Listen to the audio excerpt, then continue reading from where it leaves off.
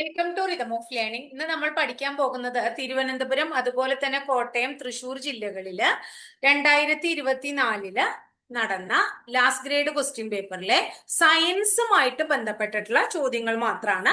അടുത്ത ക്ലാസ്സിലെ GK questions നമുക്ക് പഠിക്കാം. അപ്പൊ ആദ്യത്തെ ക്വസ്റ്റ്യനിൽ കടന്നാലോ. ഫസ്റ്റ് ക്വസ്റ്റ്യൻ എന്താ കൊടുത്തിരിക്കണേ? ഇലക്ട്രിക് മണ്ണ് വികസിപ്പിച്ചെടുത്ത ലോകത്തെ ആദ്യത്തെ രാജ്യം ഏതാണ്? ഇലക്ട്രിക് മണ്ണ് വികസിപ്പിച്ചെടുത്ത ലോകത്തിലെ ആദ്യത്തെ രാജ്യം സ്വീഡനാണ്. ഏതാ മക്കളെ? സ്വീഡൻ. സ്വീഡനിലെ ഗവേഷകര് വൈദ്യുത ചാലക ഈ മണ്ണ് ഒരു സർവകലാശാല വഴിയാണ് വികസിപ്പിച്ചെടുത്തത്. ആ സർവകലാശാലയുടെ പേര് ലിങ്കോപിങ് എന്നാണ്. സർവകലാശാലയുടെ പേര് ടീച്ചർ എഴുതാം. സർവകലാശാലയുടെ പേര് ഇതാണ്, ലിങ്കോപിങ് സർവകലാശാല. ഈ സർവകലാശാലയിലെ ഗവേഷകരാണ് ഇങ്ങനെയുള്ള ഇലക്ട്രിക് മണ്ണ് വികസിപ്പിച്ചെടുത്തത്. ഈ മണ്ണ് സെല്ലുലോസും പെഡോട്ട് എന്ന ചാലക പോളിമറും ഉപയോഗിച്ചാണ് നിർമ്മിച്ചിരിക്കുന്നത്. ഇത് ഇലക്ട്രോ കൾച്ചർ കൃഷി രീതിയിൽ ഉപയോഗിക്കാൻ ഉദ്ദേശിച്ചിട്ടുള്ളതാണ്. അപ്പൊ ഏത് കൃഷി രീതിക്കാണ് ഇത് ഉപയോഗിക്കുന്നത്?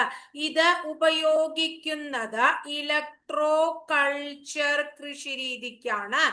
എന്തുപയോഗിക്കുന്നത്? ഇലക്ട്രിക് മണ്ണ് അഥവാ ഈ മണ്ണ് ഉപയോഗിക്കുന്നത്. സസ്യവളർച്ചയും പോഷകങ്ങളുടെ ആഗിരണം ഉത്തേജിപ്പിക്കുന്നതിനും കുറഞ്ഞ വോൾട്ടേജ് ഉപയോഗിക്കുന്ന ഒരു സാങ്കേതിക വിദ്യയാണ് ഇവർ ഉപയോഗിച്ചിരിക്കുന്നത്.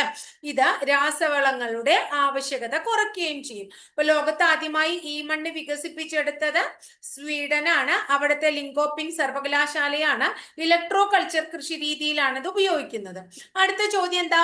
വൈദ്യുത സർക്യൂട്ടുകളെ സംബന്ധിച്ച് താഴെ തന്നിരിക്കുന്നവയിൽ ശരിയായത് ഏതാണ്? ഏതാണ് ശരി എന്നാണ് ചോദിക്കുന്നത് കേട്ടോ. അപ്പോ ഫസ്റ്റ് ഓപ്ഷൻ, ഒരു സർക്യൂട്ട് പൂർത്തിയായിട്ടുണ്ടെങ്കിൽ അത് അടഞ്ഞ സർക്യൂട്ടാണ്. ഒരു സർക്യൂട്ട് അത് പൂർത്തിയായിട്ടുണ്ടെങ്കിൽ അത് അടഞ്ഞ സർക്യൂട്ടാണ്. അത് ശരിയാണ്. ഒരു സർക്യൂട്ട് പൂർത്തിയായിട്ടില്ലെങ്കിൽ അത് തുറന്ന സർക്യൂട്ടാണ്. അതും ശരിയാണ്. അടഞ്ഞ സർക്യൂട്ടിൽ മാത്രമേ ഉപകരണങ്ങൾ പ്രവർത്തിക്കൂ. അതും ശരിയാണ്. തുറന്ന സർക്യൂട്ടിൽ മാത്രമേ ഉപകരണങ്ങൾ പ്രവർത്തിക്കൂ. അത് തെറ്റാണ്. അപ്പോ ഓപ്ഷൻ 1, 2, 3 എന്നിവ ശരിയാണ്. അപ്പൊ വൈദ്യുത സ്രോതസ്സിൽ നിന്ന് ഉപകരണത്തിലേക്ക് വൈദ്യുതി കടത്തിക്കൊണ്ടുപോകുന്ന ക്രമീകരണത്തെയാണ് നമ്മൾ വൈദ്യുത സർക്യൂട്ട് എന്ന് വിളിക്കുന്നത്. അപ്പൊ ഏതാണ് വൈദ്യുത സ്രോതസ്സുകള്? വൈദ്യുത സെല്ല്, ജനറേറ്റർ, സോളാർ സെല്ല്, അതൊക്കെ വൈദ്യുത സ്രോതസ്സുകളാണ് എന്ന് നമുക്ക് പറയാം. ഒരു സർക്യൂട്ടിൽ ചുരുങ്ങിയത് വൈദ്യുത സ്രോതസ്, ചാലക കമ്പി, ഒരു വൈദ്യുത ഉപകരണം എന്നിവ ഉണ്ടായിരിക്കും എന്ന് മനസ്സിലാക്കാം. ഒരു സർക്യൂട്ട് പൂർത്തിയാകണമെങ്കിൽ അത് അടഞ്ഞ സർക്യൂട്ടാണ്. അതുപോലെ തന്നെ സർക്യൂട്ട് പൂർത്തിയായിട്ടില്ലെങ്കിൽ അത് തുറന്നതാണെന്നും കൂടി മനസ്സിലാക്കണം. തുല്യ വലിപ്പമുള്ള 2 സമതല ദർപ്പണങ്ങൾക്കിടയിൽ വച്ചിരിക്കുന്ന ഒരു വസ്തുവിന്റെ പ്രതിബിംബങ്ങളുടെ എണ്ണം 3 ആകണമെങ്കിൽ ദർപ്പണങ്ങൾ തമ്മിലുള്ള കോണളവ് എത്ര ഡിഗ്രി ആയിരിക്കണം? ദർപ്പണങ്ങൾ തമ്മിലുള്ള കോണളവ് 90 ഡിഗ്രി ആയിരിക്കണം എന്ന് ഓർത്തുവെക്കാം. അടുത്ത ചോദ്യം, കാന്തങ്ങളെ പറ്റിയുള്ള ചില വിവരങ്ങളാണ് താഴെ തന്നിരിക്കുന്നവ. അവയിൽ ശരിയായത് ഏതാണ് എന്നാണ് ചോദ്യം. കാന്തത്തിന്റെ ശക്തി ഏറ്റവും കൂടുതൽ അനുഭവപ്പെടുന്നത് അതിന്റെ മധ്യഭാഗത്താണ്. തെറ്റാണ്. കാന്തം, അടുത്തത്, സ്വതന്ത്രമായി കെട്ടിത്തൂക്കിയ ഒരു ബാർ കാന്തം തെക്കു വടക്ക് ദിശയിൽ സ്ഥിതി ചെയ്യുന്നു. ശരിയാണ്. ഇതെപ്പോഴും ഈ ദിശ ചോദിക്കാറുണ്ട്. ഒരു കാന്തത്തിന്റെ ദക്ഷിണ ധ്രുവവും മറ്റൊരു കാന്തത്തിന്റെ ഉത്തര ധ്രുവവും പരസ്പരം ആകർഷിക്കും. ശരിയാണ്. അപ്പൊ 2, 3 ഓപ്ഷൻ ആണ് ശരി. കാന്തം ആകർഷിക്കുന്ന വസ്തുക്കളെ നമ്മൾ കാന്തിക വസ്തുക്കൾ എന്നാ പറയണേ. ഇരുമ്പ്, നിക്കല്, ഉരുക്ക്, കോബാൾട്ട് തുടങ്ങിയവ കാന്തിക വസ്തുക്കളാണ് എന്ന് മനസ്സിലാക്കാം. കാന്തം ആകർഷിക്കാത്തതാണെങ്കിൽ എന്താണ്? അത് അകാന്തിക വസ്തുക്കളാണ്. കാന്തങ്ങൾ നിർമ്മിക്കാൻ ഉപയോഗിക്കുന്ന ലോഹസങ്കരത്തിന്റെ പേര് അൽനിക്കോ എന്നാണ്. എന്നാണ്. കാന്തം നിർമ്മിക്കാൻ ഉപയോഗിക്കുന്ന മറ്റു പദാർത്ഥങ്ങളാണ് നിയോഡിമിയം, സമേറിയം തുടങ്ങിയവ. ക്ലിയർ ആയില്ലേ?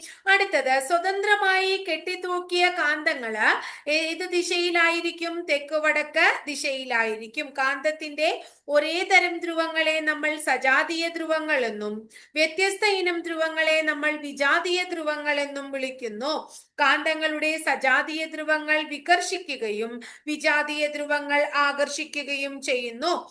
കാന്തത്തിന്റെ ധ്രുവത്തിനോടടുത്ത ഭാഗങ്ങളിലാണ് കാന്തശക്തി കൂടുതൽ. അപ്പൊ ഇവിടെ തെറ്റ് കണ്ടല്ലോ, മധ്യഭാഗത്ത് നിന്നല്ലേ പറഞ്ഞേ? ആ ധ്രുവത്തിനോടടുത്ത ഭാഗങ്ങളിലാണ് എന്ത്? കാന്തശക്തി കൂടുതൽ. കാന്തത്തിന്റെ ധ്രുവത്തിൽ നിന്ന് അകന്നു പോകും തോറും കാന്തശക്തി കുറയുന്നു.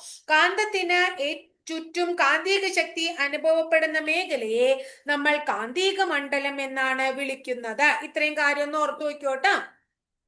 അടുത്തത്, ധാതുക്കള്, അയിരുകള് എന്നിവയെ സംബന്ധിക്കുന്ന ഇനി പറയുന്ന പ്രസ്താവനകളിൽ ഏതാണ് ശരി? ഏതാണ് ശരി? എല്ലാ ധാതുക്കളും അയിരുകളാണ്, എന്നാൽ എല്ലാ അയിരുക്കളും ധാതുക്കളല്ല.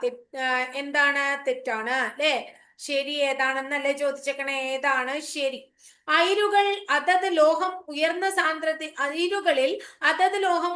സാന്ദ്രതയിൽ അടങ്ങിയിരിക്കുന്നു. ശരിയാണ്. ധാതുക്കൾ എപ്പോഴും അവയുടെ ശുദ്ധമായ രൂപത്തിൽ കാണപ്പെടുന്നു. തെറ്റ്. അയിരുകൾ എല്ലായ്പ്പോഴും ലോഹമല്ല. തെറ്റ്.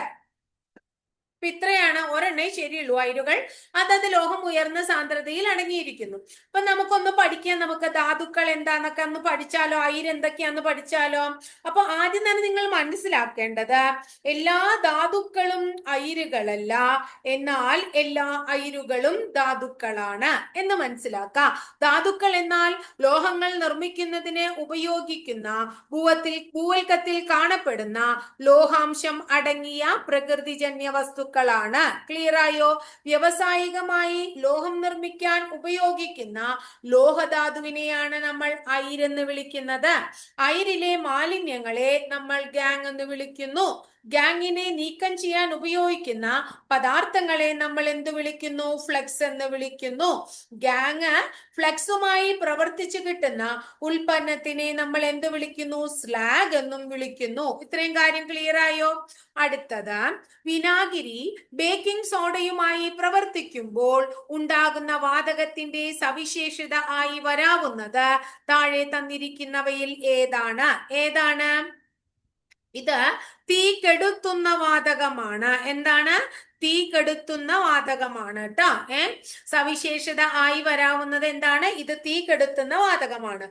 ബേക്കിംഗ് സോഡയും അതുപോലെ തന്നെ വിനാഗിരിയും തമ്മിൽ പ്രവർത്തിക്കുമ്പോൾ എന്തുണ്ടാകുന്നു? കാർബൺ ഡയോക്സൈഡ് എന്ന വാതകം ഉണ്ടാകുന്നു. ക്ലിയർ ആയോ? വായുവിനേക്കാൾ സാന്ദ്രത കൂടിയതായതിനാൽ തീ കെടുത്താൻ ഇത് സഹായിക്കുന്നു. ഇത് ഫയർ എന്താണ് എക്സ്റ്റിങ്ക്യൂഷറുകളിൽ ഉപയോഗിക്കുന്നതിന്റെ പ്രധാന കാരണം ഇതാണ്. നിറമില്ലാത്തതും മണമില്ലാത്തതുമായ വാതകമാണിത്. കാർബൺ ഡയോക്സൈഡ് വെള്ളത്തിൽ ലയിക്കുകയും കാർബോണിക് ആസിഡ് രൂപപ്പെടുകയും ചെയ്യുന്നു. അന്തരീക്ഷത്തിൽ കാർബൺ ഡയോക്സൈഡിന്റെ അളവ് 0.03% ആണ്. ചുണ്ണാമ്പ് വെള്ളത്തെ പാൽനിറമാക്കുന്നത് കാർബൺ ഡയോക്സൈഡ് ആണ്. പ്രകാശ സംശ്ലേഷണത്തിൽ സസ്യങ്ങൾ ഉപയോഗപ്പെടുത്തുന്ന വാതകവും കാർബൺ ഡയോക്സൈഡ് ആണ്. കുറേയധികം ചോദിച്ചിട്ടുണ്ട് കേട്ടോ. അത് സസ്യങ്ങൾ രാത്രി പുറപ്പെടുവിക്കുന്ന വാതകം കാർബൺ ഡയോക്സൈഡ് ആണ്. അഗ്നിശമനികളിൽ ഉപയോഗിക്കുന്ന വാതകം കാർബൺ ഡയോക്സൈഡ് ആണ്. മാവ് പുളിക്കുമ്പോൾ പുറത്തു വരുന്ന വാതകം കാർബൺ ഡയോക്സൈഡ് ആണ്. ആഗോളതാപനത്തിന് കാരണമായ പ്രധാന വാതകവും കാർബൺ ഡയോക്സൈഡ് ആണ്. ഖരാവസ്ഥയിലുള്ള കാർബൺ ഡയോക്സൈഡിനെ നമ്മൾ ഡ്രൈ ഐസ് എന്നാണ് വിളിക്കുന്നത്. കൂളിംഗ് ഏജന്റ് ആയി നമുക്ക് എന്തുപയോഗിക്കാം? ഡ്രൈ ഐസ് ഉപയോഗിക്കാം. അപ്പൊ കാർബൺ ഡയോക്സൈഡ് പറഞ്ഞപ്പോൾ ഞാൻ അതുമായിട്ട് റിലേറ്റഡ് ആയിട്ട് കുറച്ച് കാര്യങ്ങൾ പറഞ്ഞതാണ്.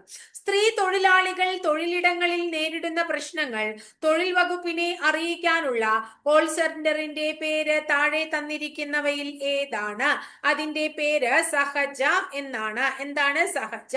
സഹജ ട്ടാ. പരാതികൾ കേട്ട ശേഷം ആവശ്യമായ നിർദ്ദേശങ്ങള് നൽകുകയും പരാതിയുടെ ഗൗരവം അനുസരിച്ച് ബന്ധപ്പെട്ട തൊഴിൽ വകുപ്പ് ഉദ്യോഗസ്ഥർക്ക് പരാതി കൈമാറുകയും ചെയ്യുന്നു. എന്താണ് സഹിതം എന്ന് പറയുന്നത്? പഠനത്തോടൊപ്പം സ്കൂൾ വിദ്യാർത്ഥികളുടെ വ്യക്തിത്വ വികസനത്തിനും വൈകാരിക പ്രശ്നങ്ങളുടെ പരിഹാരത്തിനും അധ്യാപകരെ മെന്റർമാർ മന്ത്രിമാരാക്കുന്ന വിദ്യാഭ്യാസ വകുപ്പിന്റെ പരിപാടിയാണ് സഹിതം എന്ന് പറയുന്നത്.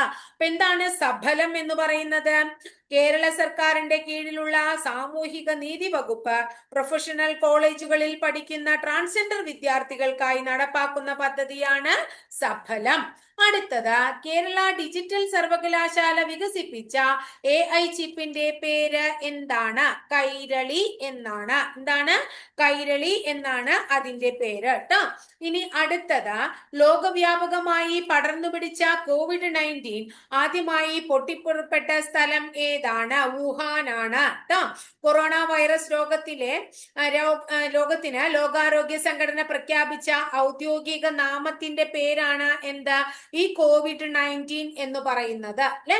COVID-19 എന്താണ്? കൊറോണ ബാധിക്കുന്നത് അല്ലെങ്കിൽ COVID-19 ബാധിക്കുന്നത് ഏതിനെയാണ്? ശ്വാസകോശത്തെയാണ്. ലോകത്ത് ആദ്യമായിട്ട് നോവൽ കൊറോണ രോഗം റിപ്പോർട്ട് ചെയ്തത് 2019 ഡിസംബർ 31 ചൈനയിലെ വുഹാനിലാണ്. കൊറോണ വൈറസ് ബാധയെ തുടർന്ന് ആദ്യ മരണം റിപ്പോർട്ട് ചെയ്തതും ചൈനയിലാണ്. ചൈനയ്ക്ക് പുറത്ത് ആദ്യമായി COVID-19 റിപ്പോർട്ട് ചെയ്തത് തായ്ലൻഡിലാണ്. ഇന്ത്യയിൽ ആദ്യമായി നോവൽ കൊറോണ റിപ്പോർട്ട് ചെയ്തത് കേരളത്തിലാണ്. കേരളത്തിൽ ആദ്യമായിട്ട് റിപ്പോർട്ട് ചെയ്തത് തൃശ്ശൂരാണ്. രണ്ടാമതായി റിപ്പോർട്ട് ചെയ്തത് അല്ലെങ്കിൽ സ്ഥിരീകരിച്ചത് ആലപ്പുഴയിലും മൂന്നാമത് കാസർഗോഡുമാണ് കേട്ടോ. അപ്പൊ ഇത്രയും കാര്യങ്ങളൊന്ന് ഓർത്തുവെക്കുക. അടുത്തത് താഴെ പറയുന്നവയിൽ ജീവിതശൈലി രോഗം അല്ലാത്തത് ഏതാണ്? ജീവിതശൈലി രോഗം ടൈഫോയിഡ് ജീവിതശൈലി രോഗം അല്ല. ഇത് നമ്മൾ മുമ്പ് പറഞ്ഞിട്ടുള്ളതാണ്, അതുകൊണ്ട് ടീച്ചറിനെ കുറിച്ച് പറയില്ല കേട്ടോ. സ്തനാർബുദം കണ്ടുപിടിക്കാൻ ഇതും പറഞ്ഞിട്ടുണ്ടല്ലോ. എന്ത് ടെസ്റ്റാ ഉപയോഗിക്കണേ? മാമോഗ്രാം ഉപയോഗിക്കുന്നു. ഇതൊക്കെ മുമ്പ് ടീച്ചർ പറഞ്ഞതാണ്. HIV ബാധിതരുടെ ടെസ്റ്റിങ്ങിനും കൗൺസിലിങ്ങിനുമായി കേരള ഗവൺമെന്റ് ആരംഭിച്ച സംവിധാനത്തിന്റെ പേര് എന്താണ്? എന്താണ്? ജ്യോതിസ് എന്നാണ് അതിന്റെ പേര്. എയ്ഡ്സ് നിയന്ത്രണവുമായി ബന്ധപ്പെട്ട് കേരള സ്റ്റേറ്റ് എയ്ഡ്സ് കൺട്രോൾ സൊസൈറ്റിയുടെ കീഴിൽ പ്രവർത്തിക്കുന്ന സേവന കേന്ദ്രങ്ങളിൽ ഒന്നാണ് ജ്യോതിസ്. സൗജന്യ HIV പരിശോധനയ്ക്കും കൗൺസിലുമായുള്ള സ്ഥലമാണ് ജ്യോതിസ്. സൗജന്യ ലൈംഗിക രോഗ ചികിത്സ ലഭ്യമാക്കുന്ന കേന്ദ്രമാണ് പുലരി. എയ്ഡ്സുമായി ബന്ധപ്പെട്ട സൗജന്യ ചികിത്സാ കേന്ദ്രങ്ങളെ വിളിക്കുന്ന പേരാണ് ഉഷസ്. കരകൗശല മേഖലയില് സംരംഭങ്ങൾ ആരംഭിക്കുന്ന കരകൗശല മേഖലയിലെ വിദഗ്ധർക്ക് ഒറ്റത്തവണ സഹായം അഥവാ ഗ്രാന്റ് നൽകാനായി ആവിഷ്കരിച്ച പദ്ധതിയുടെ പേരാണ് ആശ. അടുത്തത് നോക്കൂ. 2024 സെപ്റ്റംബറിൽ എംപോക്സ് സ്ഥിരീകരിച്ചത് എവിടെയാണ്? മലപ്പുറം ജില്ലയിലാണ്. എംപോക്സ് എന്ന പേര് മാറ്റാൻ WHO തീരുമാനിച്ച രോഗമാണ് അല്ലെ. എംപോക്സ് എന്ന പേര് മാറ്റാൻ WHO തീരുമാനിച്ച രോഗമാണ് മങ്കി പോക്സ്. മങ്കി പോക്സ് പകരുന്നത് വൈറസ് മൂലമാണ്.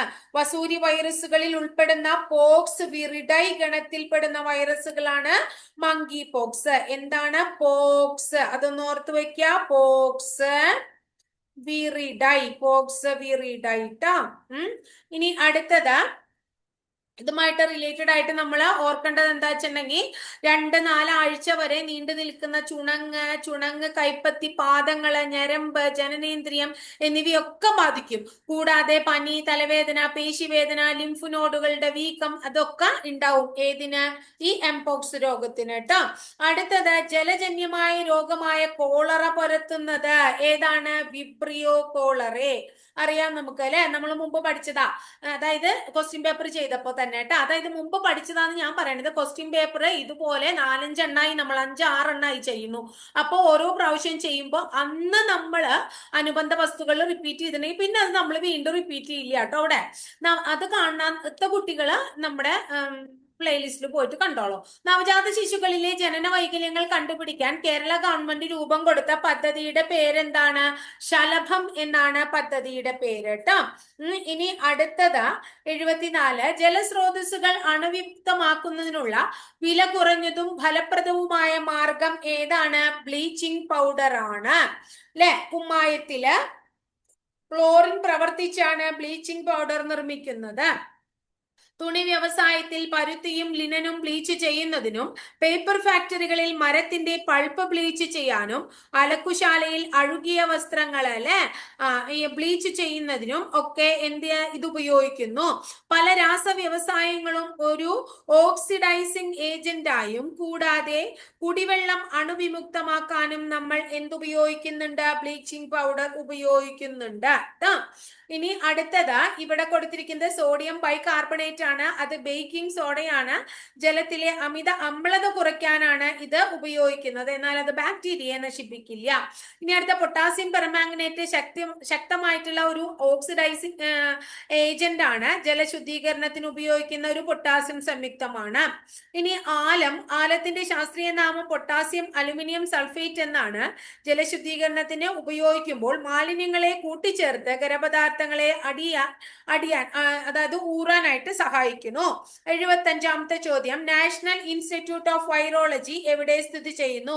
മഹാരാഷ്ട്രയിലെ പൂനെയിലാണ് ഇതിന്റെ ആസ്ഥാനം. ഇത് 1952 നിലവിൽ വന്നത്. വളരെ ഇമ്പോർട്ടന്റ് ആണ്. വൈറസ് റിസർച്ച് സെന്ററിനെ നാഷണൽ ഇൻസ്റ്റിറ്റ്യൂട്ട് ഓഫ് വൈറോളജി എന്ന് 1978 പുനർനാമകരണം ചെയ്യേണ്ടായി എന്ന് ഓർത്തു വെക്കാം. ഇനി അടുത്തത്, താഴെ പറയുന്നവയിൽ ആരാണ് കേന്ദ്ര ആരോഗ്യ കുടുംബക്ഷേമ മന്ത്രി? ഇതിൽ കൊടുത്തിരിക്കുന്നതിൽ ആരാണ്? JP നഡ്ഡയാണ് കേട്ടോ. ജീവിതശൈലി രോഗങ്ങളെ നിയന്ത്രിക്കുന്നതിനായി കേരള ഗവൺമെന്റ് രൂപീകരിച്ച നൂതന പദ്ധതിയുടെ പേര് എന്താണ്? അമൃതം ആരോഗ്യം എന്നാണ്. എന്താണ്? അമൃതം ആരോഗ്യം എന്നാണ് അതിന്റെ പേര്. ഇനി അടുത്തത് നോക്കിയേ, ഇതില് വയോമിത്രം കൊടുത്തിട്ടുണ്ട്. നയനാമൃതം പദ്ധതി എന്താ പറയാ? അതുപോലെ തന്നെ നയനാമിത്രം, അതുപോലെ ആരോഗ്യ കേരളം പദ്ധതി, അതൊക്കെ കൊടുത്തിട്ടുണ്ട്. ഇതൊക്കെ നമ്മള് എന്താ പറയുന്നത് മുന്നേ പഠിച്ചിട്ടുള്ള ചോദ്യമാണ്. പ്രമേയ സംബന്ധമായ നേത്രപടല രോഗത്തിന്റെ പരിശോധനയും ചികിത്സയും ലക്ഷ്യമിട്ടുകൊണ്ട് ആരംഭിച്ചതാണ് നയനാമിത്രം. ഇതൊക്കെ നമ്മൾ മുമ്പ് പറഞ്ഞിട്ടുള്ളതാണ്. ആരോഗ്യക്ഷേമ പദ്ധതികളിൽ പ്രത്യേകം എടുത്ത് പറഞ്ഞിട്ടുണ്ട്. അത് കേട്ടു നോക്കാം. താഴെ പറയുന്നവയിൽ ഏത് മാർഗേണയാണ് ഹെപ്പറ്റൈറ്റിസ് എ പകരുന്നത്? എങ്ങനെ ഹെപ്പറ്റൈറ്റിസ് എ പകരുക? മലിനമായ ഭക്ഷണപാനീയങ്ങളിൽ കൂടി പടരും. വൈറസുകൾ മൂലമോ അമിത മദ്യപാനം മൂലമോ ഉണ്ടാകുന്ന രോഗമാണ് ഹെപ്പറ്റൈറ്റിസ്. അത് ബാധിക്കുന്നത് കരളിനെയാണ്. പ്രധാന ലക്ഷണം കരൾ വീക്കമാണ്.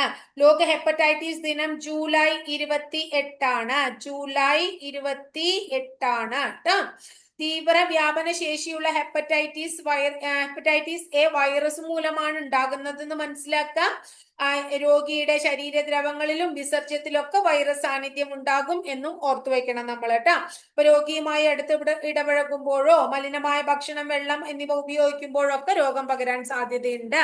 ബ്രിട്ടനിൽ കണ്ടെത്തിയ പുതിയ രക്തഗ്രൂപ്പിന് നൽകിയിരിക്കുന്ന പേര് എന്താണ്? MAL എന്നാണ്. MAL എന്നാണ് അതിന്റെ പേര് കേട്ടോ. ബ്രിട്ടനിലെ NHS ശാസ്ത്രജ്ഞർ കണ്ടുപിടിച്ച പുതിയ രക്തഗ്രൂപ്പിന്റെ പേരാണ് എന്താന്ന് പറഞ്ഞിട്ടുണ്ടെങ്കിൽ MAL എന്ന് പറയുന്നത് കേട്ടോ. വളരെ ഇമ്പോർട്ടന്റ് ആണ്. അത് എന്താ പറയുന്നത് നമ്മുടെ കറണ്ട് അഫയേഴ്സുമായി ബന്ധപ്പെട്ടിട്ടുള്ള ഒരു ചോദ്യം കൂടിയാണ്. അപ്പൊ അത് ഓർത്തു വെക്കാം. താഴെ പറയുന്നവയിൽ ജന്തുജന്യ രോഗങ്ങൾ എന്ന വിഭാഗത്തിൽ പെടുന്ന രോഗങ്ങൾ ഏതെല്ലാം എന്നാണ് ചോദ്യം. ഏതൊക്കെയാണ്? ഒന്ന്, നിപ്പ ജന്തുജന്യ രോഗമാണ്. വൈറസ് നമ്മൾ പഠിച്ചിട്ടുണ്ട്. അതുപോലെ തന്നെ 3 എംപോക്സും അതിലെ പെടുന്നതാണ് കേട്ടോ. ഇനി അടുത്തത് മൃഗങ്ങളിൽ നിന്ന് മനുഷ്യരിലേക്ക് പകരുന്ന ജന്തുജന്യ രോഗങ്ങളിൽ പെടുന്നതാണ്. അതുപോലെ കുരങ്ങുപനി, നിപ്പ, ജാപ്പനീസ് എൻസെഫലൈറ്റിസ് തുടങ്ങിയവ ഇതിന് ജന്തുജന്യ രോഗങ്ങൾക്ക് ഉദാഹരണമാണ് എന്ന് ഓർത്തു വെക്കുക. അപ്പൊ ഇനി മാത്സ് ആണ്. അപ്പൊ ഇത്രയേ ഉള്ളൂ സയൻസിന്റെ ഭാഗത്ത്. അപ്പോ ക്ലാസ് വളരെ ഇമ്പോർട്ടന്റ് ആണ്. സയൻസ് ഭാഗങ്ങളിൽ നിന്ന് നിങ്ങൾക്ക് പൂർണ്ണമായിട്ട് മാർക്ക് കിട്ടിക്കോട്ടെ എന്ന് വിചാരിച്ചിട്ട് സയൻസും ജികെയും കൂടി കൂട്ടി കലർത്തണ്ടെന്ന് വിചാരിച്ചിട്ടാണ് സയൻസ് വേറെയും ജികെ വേറെ ആയിട്ട് എടുക്കണം മക്കളെ. അപ്പൊ നിങ്ങൾ അതിന്റെ ഗൗരവം കണ്ടു തന്നെ പഠിക്കുക കേട്ടോ. അപ്പൊ ഇതിനു മുമ്പും ടീച്ചർ 3 ക്ലാസ് സയൻസിന്റെ അപ്ലോഡ് ചെയ്തിട്ടുണ്ട്. പിന്നെ നമ്മൾ ഓരോ ഇപ്പോ LGSന്റെ ക്വസ്റ്റ്യൻ പേപ്പർ അപ്പൊ കഴിഞ്ഞ LGS വേരിയസ് ആണ് ഇപ്പൊ നമ്മൾ ചെയ്തുകൊണ്ടിരിക്കണേ. കൃത്യമായിട്ട് പഠിച്ചു മുന്നോട്ട് പോവാട്ടോ. അപ്പോൾ ടീച്ചറെ ക്ലാസ് ഇഷ്ടപ്പെടാൻ ഒന്ന് ലൈക്ക്, ഇഷ്ടപ്പെട്ട ക്ലാസ്സുകൾ കൂട്ടുകാരിലേക്ക് ഷെയർ ചെയ്യൂ. ആദ്യമായിട്ട് ചാനൽ കാണുന്നവരൊന്ന് സബ്സ്ക്രൈബ് ചെയ്യുക. അതോടൊപ്പം ബെല്ലൈക്കൺ കൂടി ഒന്ന് എനേബിൾ ചെയ്താൽ ടീച്ചർ ഓരോ ദിവസം അപ്ലോഡ് ചെയ്യുന്ന വീഡിയോസ് കൃത്യമായിട്ട് നോട്ടിഫിക്കേഷൻ ആയിട്ട് ലഭിക്കും കേട്ടോ.